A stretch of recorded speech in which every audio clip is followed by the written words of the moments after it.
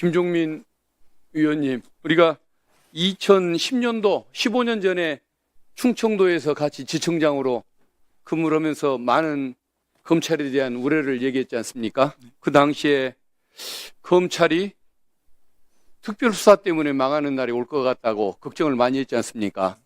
그런데 최근 3년간 그 어떤 표적 수사나 공정성에 대한 의심이 훨씬 커지면서 드디어 정말 망하는 날이 와버린 것 같습니다. 참 안타까운 일인데, 지금 우리 민주당을 중심으로 해서 뭐 조국혁신당도 마찬가지고 검찰의 직접 수사권을 폐지를 추진하는 이 상황, 여기에 대해서는 어떤 그 배경에 대해서는 충분히 어떻게 공감을 하고 계십니까? 네. 저는 뭐 일관되게 유럽식 독일과 프랑스에서 채택하고 있는 바와 같이 검찰은 자체 수사 인력을 두지 않고 사법 경찰을 지휘해서 수사를 하고, 그다음에 사법 경찰은 직접 수사를 하되 검찰을 지휘를 받는 방식, 그것이 올바르다고 일관되게 주장해 왔습니다. 그것이 박 의원님과 그때 지청장 같이 근무할 때 우리가 늘 얘기했던 것이고, 또 김용민 의원님과 함께 문재인 정부 시절 대검 검찰개혁위원회에서도 1년 동안 활동하면서 저는 일관되게 그 주장을 했었습니다. 동의합니다. 예, 알겠습니다. 우리 황문규 교수님, 네. 우리 김혜원 그 변호사님 취지를 보면 직접 수사권을 폐지한다고 할지라도 공소청에 검사의 보안 수사권은 남겨놔야 하는 것 아니냐, 이런 취지의 지금 말씀을 하시는 것 같습니다. 공소청의 보안 수사권을 인정해서는 안 되는 이유, 그걸 사실은 두 분이 저는 토론하는 모습을 좀 보고 싶은데 두 분 간의 토론 시간은 없다 보니까 제가 오히려 질문을 개입을 해서 한번 우리 황 교수님의 논리로 왜 김혜원 변호사님의 그 보안 수사권 유지 주장, 이게 잘못됐다고 생각하시는지 그 논리를 한번 좀 말씀해 주시면, 국민들께서 알아먹기 쉽게 말씀 좀 해 주시면 고맙겠습니다. 네. 보안수사 공소청이 생기더라도 공소청의 보안수사권을 주자는 의견은 공소 제기 유지를 위해서 필요 불가결하게 이제 어느 정도의 수사는 필요하다는 주장입니다.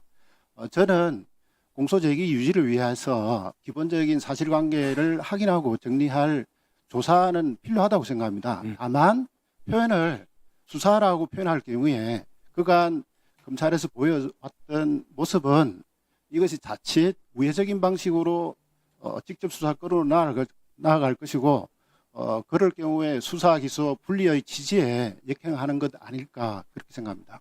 그러면은 그 김혜원 그 변호사님이 말씀하는 그 어떤 보안 수사적 기능의 존재를 아예 부정하는 것은 아니고 용어를 좀 바꿔서라도 권한 남용을 못하게 하면 좋겠다, 이런 취지의 말씀으로 이해하면 되겠습니까? 네, 맞습니다. 다만 그것이 수사라는 표현과 조사라는 표현은 엄연히 구분되고, 또한 그 강제 수사로도 이어질 가능성도 있기 때문에 그런 부분은 경계해야 된다고 생각합니다. 예, 알겠습니다.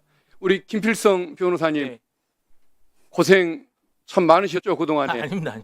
정말 검찰의 그 특수부의 직접 수사권의 폐해를 거의 뭐 몸으로 느끼면서 싸우셨던 분인데, 어쨌든 그 검찰의 직접 수사권 폐지, 그래서 이제 이런 주장으로 소신에 차서 이렇게 말씀하시는 것 같습니다. 네네. 충분히 공감하고 많은 분들이 인정하는 부분입니다. 이제 한 가지 좀 질문이 있는데, 그러면은 경찰이 그런 권한을 남용할 수가 있는 것도 또 어쩔 수 없는 현실일 텐데, 네.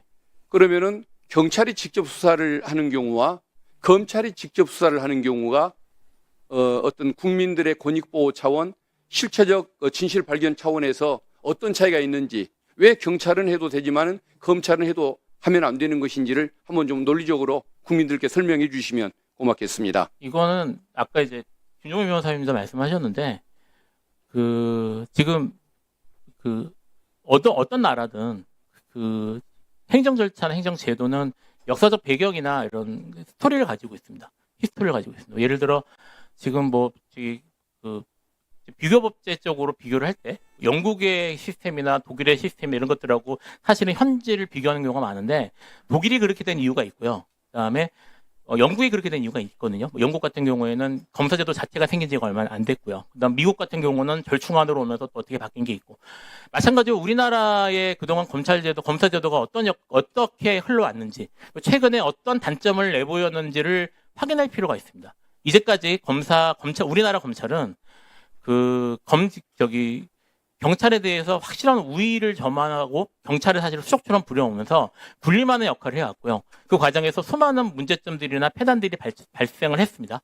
그래서 이제 보충력 수사권 또는 일부 중대범죄 수사에 대한 권한을 남겨놨던 문재인 정권의 시도가 사실은 이제 거의 이제 검찰을 개혁하는데 별다른 역할을 하지 못했을 뿐만 아니라 오히려 최악의 경우로도 번질 수 있다는 걸 우리가 확인을 했거든요. 지금 지난 정권을 통해서. 그래서 이거를 근본적으로 사실은 한번 끊어주기 위해서는 이런 역사적인 그런 검찰의 그런 흐름이나 이런 것들의 역사적 단절을 끊고요.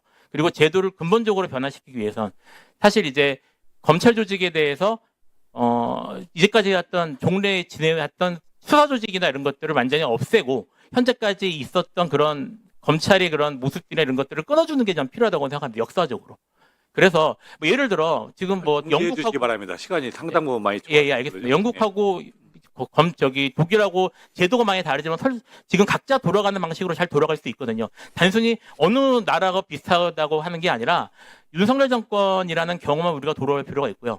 그 경험을 우리가 끊기 위해서는 경찰로 수사권을 모두 넘긴 다음에 경찰이 수사권 남용을 어떤 식으로 통제할지를 바라볼 필요가 있다고 생각합니다. 여기에 대해서 하나만 더 말씀드리면 이제 경찰이 주로 사법 절차를 장악하고 있는 나라의 대표적인 케이스가 영국인데, 영국 같은 경우는 IOCP 같은 영국의 경찰 통제 시스템이 별도로 존재합니다. 사실 국가수사위원회가 어떤 부분은 그런 데를 닮아 있는데요. 우리가 그런 영국식 시스템이나 이런 것들을 참고해서 경찰을 지금 통제하는 방안을 새롭게 강구하는 것이라고 보시면 될 것 같습니다.